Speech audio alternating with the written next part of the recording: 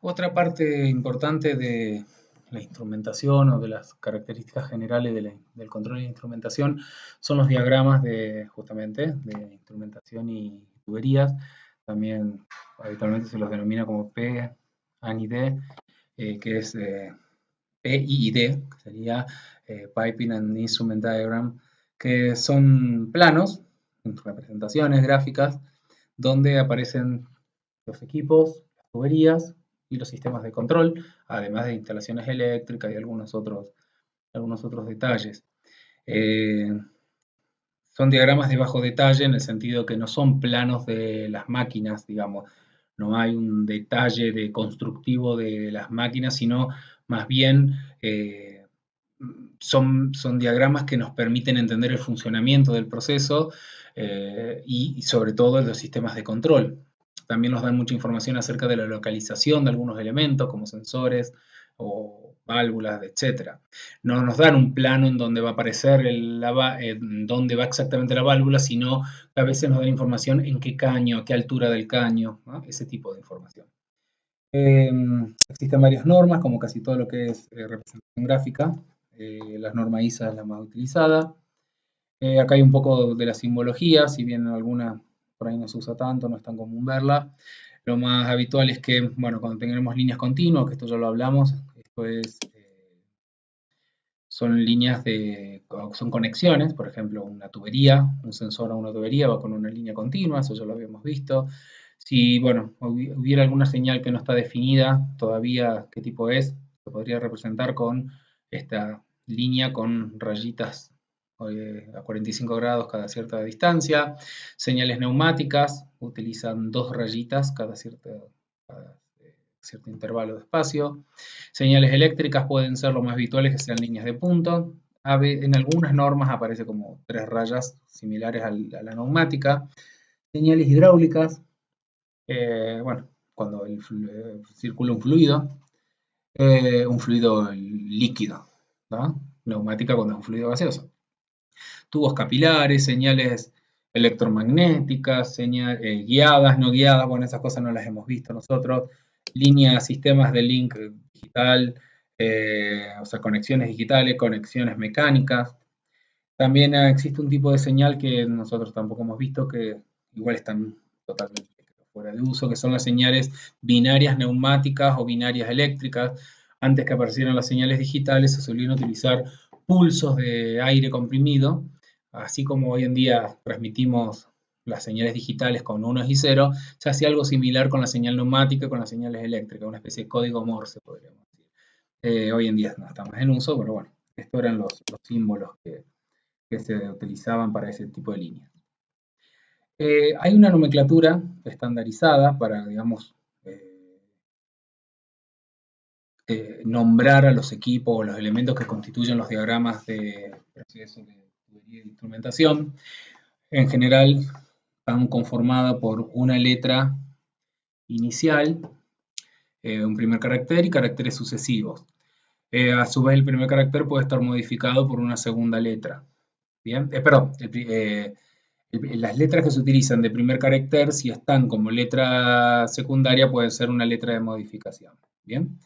Vemos acá que tenemos la A para análisis, la B para llama, C conductividad, esto sí es como variable medida, ¿no?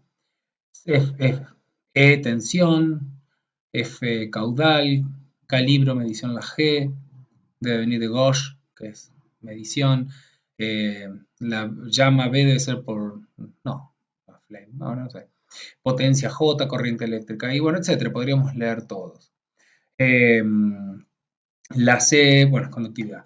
Y si están como caracteres secundarios, por ejemplo, la A como carácter sucesivo o secundario podría significar alarma. Si está como función secundaria la letra G significa vidrio.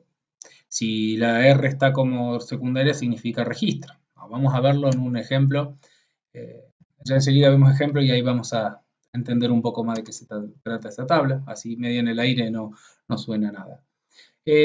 Los instrumentos, que, bueno, que van a ser identificados con esta nomenclatura, también nos dan información por su forma. Por ejemplo, un instrumento por ejemplo, que esté con este símbolo, un círculo con una raya al medio dividiéndolo, dice que su localización es primaria y está accesible al operador. Si, o sea, primaria quiere decir que está en el entorno del equipo. ¿Bien? Si estamos hablando de un equipo particular, un intercambiador de calor que tiene un tablero, bueno, entonces es probable que esté en ese tablero, que es el tablero de ese equipo. Si no tiene la rayita al medio, significa que está en montaje de campo. Puede ser que esté directamente sobre un caño o en la entrada o sobre una válvula ese instrumento. ¿Bien? Y la localización auxiliar es cuando está en un tablero, por ejemplo, que no es ni el tablero principal, la localización primaria, sino que está, por ejemplo, tengo un controlador de temperatura que no lo puse en el equipo, sino que lo puse en el equipo de al lado, porque, bueno, no iba a montar un tablero solo para un contactor, para un controlador, entonces lo mandé al otro tablero. Entonces, una localización auxiliar. Bueno, lo mismo, estos todos fueron círculos porque se trataban de sistemas monovariables. Si son instrumentos de varias variables, o sea, compartidos, es la misma nomenclatura, pero con un recuadro. Si esto tiene función computarizada, va en vez de ser un círculo, es un hexágono. Y si es un PLC, o sea, un control lógico programable, iría además sería un rombo con un rectángulo por fuera, conservando siempre la nomenclatura de la localización con las líneas horizontales. Los indicadores, por ejemplo, vamos a ver un poco, acá sí aplicado ya la nomenclatura que vimos allá. Si tenemos un sensor, un indicador de temperatura, usaríamos la nomenclatura TI, ¿no? Porque la primera letra me indica qué es lo que estoy midiendo, ¿no? Si me fijo acá en mi tabla, la primera letra significa temperatura. Y la segunda es una I, que si la tendría que venir a buscar acá, me fijo que la I como letra acá y como función pasiva, como letra secundaria, indica indicador, valga la redundancia, o sea que tengo un indicador de temperatura. Bueno, lo mismo podría aplicar a todos los que siguen. FI es un indicador de flujo, de caudal. FCS es un controlador de caudal. FR es un grabador o registro de caudal. Esto sería equivalente a bueno, antes se utilizaban unos rollos de papel que giraban y un lápiz iba dibujando la temperatura para hacer el registro. Hoy en día son casi todos digitales. Vamos a ver qué otro tenemos acá. Un grabador de presión. Y fíjense que en algunos aparecen un número abajo, como en esto que está acá, en este ejemplo.